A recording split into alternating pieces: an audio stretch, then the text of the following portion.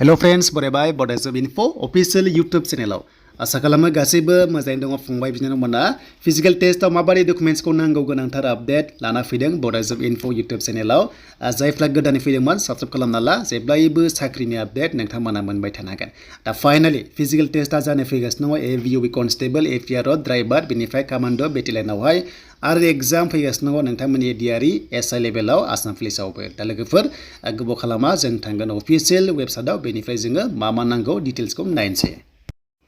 दा आसाम पुलिसनि अफिशियेल साइटआव फैबाय बेनिफ्राय फिजिकल टेस्टखौथ' फोसावखाबायमोन बेनो जाबाय जुलाइआव फिजिकल टेस्टखौ लागोन होननानै सिमाहाय दा गोबां प्रेक्टिस खालामगासिनो दङ फिजिकल टेस्टनि थाखाय जेरावबो फिल्डआव थाङो बेयावनो प्रेक्टिसनिफ्राय प्रेक्टिस खालामगासिनो दङ स' बयनिसिमबो अल द बेस्ट थाबाय जाहाथे मोजां पारफरमेन्स होयो नोंथांमोना फिजिकल टेस्टआव दा बेनिनो लेटेस्ट आपडेट लाबोदों जे नोंथांमोना फिजिकलाव थाङोबा मा इम्पर्टेन्ट डकुमेन्ट्सखौ लांनांगौ बेनि सायाव नायनो गोनां जों नायगोन बेखायनो डिटेल्सखौ नोंथांमोना जोबजासिम नायबानो जाबाय जाहाथे नोंथांनि थाखाय खामानि होयो दा एडमिट माब्ला मोनगोन दा एडमिटआ मोनथ'वाखै दा जुलाइआव जेब्ला फिजिकल टेस्ट जागोन अब्ला लास्ट उइक जुनावहाय मोननायनि चान्सआ दङ फिजिकल टेस्टनि थाखाय एडमिटआ दा बे जाबाय जोंहा अफिशियेल नटिस दा बे पस्टआ बेबायदि दङमोन नाथाय दायो ओभारअल आसाम पुलिसनि भेकेन्सिया लांदां जाना दङ दा बेयाव होनाय एसे खममोन नाथाय 6000नि बारा एडसेट दङ अके गासैबो लानानै आसाम पुलिसाव दासिम दा एसे बारायनोबो हागौ उनावहाय जुदि बारायोबा चान्सआ दङ मोजाङैनो मानोना कनस्टेबलनिफ्राय दाखालि बावै रेंकआव हरदोंमोन नालाय प्रमोसन खालामनानै दा बेखौ नायोबा पस्टआ बारायनायनि चान्सेसा दङ बेनिफ्राय 2% रिजार्भेसना नोंथांमोननि एक्स एनडिबिनि थाखाय दङ एभियुबियावल' अके स' बेयाव नोंथांमोना रिजार्भेसन दङ दानिया फैबाय नोंथांमोना फिजिकल टेस्टखौथ' मिथिखाबाय नोंथांमोना जागोन जुलाइआव दा अब्ला जामारोबा मा लांनांगोन जायफ्रा 10 पास नोंथांमोना 10 पासनि गासैबो डकुमेन्ट्सखौ लांजोबथारनांगोन अके बेनो जाबाय फार्स्टआवनो एडमिट सार्टिफिकेट बेनिफ्राय नोंथांमोननि 10 पासनि सार्टिफिकेटआ बेखौहाय नांथारगोन बे नङाबा जानाय नङा बे गांनैया कम्पालसरि नांथारगोन एन्ड बेनिफ्राय जायनाखि इउबि पस्टआव एप्लाइ खालामदों नोंथांमोना 10 पासनिखौ लांनानै क्लास 12नि एबा एचएस पासनि नोंथांमोना डिटेल्सखौ लांनांगोन बेनो जाबाय एचएसएलसि बेनिफ्राय एचएसनि नोंथांमोना लांजोबथारनांगोन अके बेखौ जाहाथे दाबाव गासैबो डकुमेन्ट्सखौ लांजोबनो दाबाव अके देन बेनिफ्राय मार्कशिट नोंथांमोननि बेखौ लांबानो जाबाय एमप्लयमेन्ट एक्सचेन्ज नोंथांमोना बेखौ नांथारगोन एमप्लयमेन्ट एक्सचेन्जआ नांथारगोन बेयाव लिरनाय मथेब्ला कम्पालसरि दङ एन्ड बेनिफ्राय हमगार्ड ट्रेनिं लानाय दङबा लांफाबानो जाबाय जायफ्रा हमगार्डआव होदोंमोन बेखौ नांथारगोन एन्ड बेनिफ्राय सार्टिफिकेट अफ नोंथांमोननि बिटिपि बेनिफ्राय नोंथांमोना कास्टआ अफलाइन जा अनलाइन जा बेनि सोलिगोन अके नाथाय मोनसे बाथ्रा जि अनलाइनाव एप्लाइ खालामनायाव साबमिट खालामदोंमोन इस्यु नाम्बारखौ होदोंमोन बेखौ लांबानो जाबाय बै समावहाय जाहाथे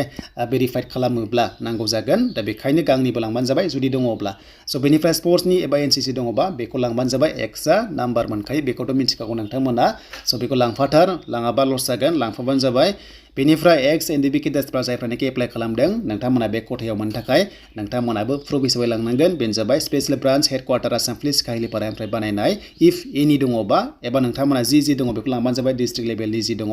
बेनिफ्राय basic and advance home guard training दङबाबो नोंथांमोना लांफाबानो जाबाय जाहाथे खामानि होयो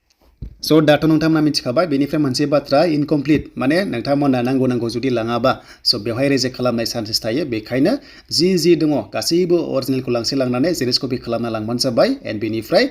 जेब्लानाखि बियो नोंथांमोना होनो हागोन दा नोंथांमोना बेखौ थिक खालामना लादो बेनिफ्राय पिआरसि डमिसाइल बिथ्राखै बाट फिजिकल टेस्टआव नोंथांमोना बेसेबां रानिं खालामगासिनो बेखौ कमेन्ट सेक्सनाव लिरबानो जाबाय जे हमना ला हौवाफोरा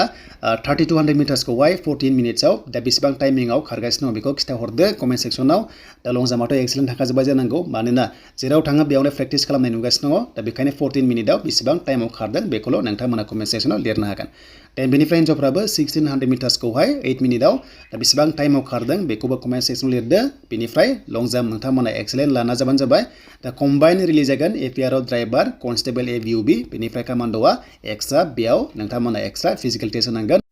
दा कमान्डो बेटेलियनावहाय एग्जाम गैया जास्ट फिजिकल टेस्ट होखांबा साइकोमेट्रिक बाट एसआइ लेभेलाव कमान्डो एग्जाम दङ इउबि एबि एसआइआवहाय दा बेनोमोन नोंथांमोना एसेब्लाबो आइडिया मोनबाय एन्ड नेक्स्ट दा अल द बेस्ट थाबाय जाहाथे बे जुलाइआव जायोबा नोंथांमोना मोजां पास खालामनो हायो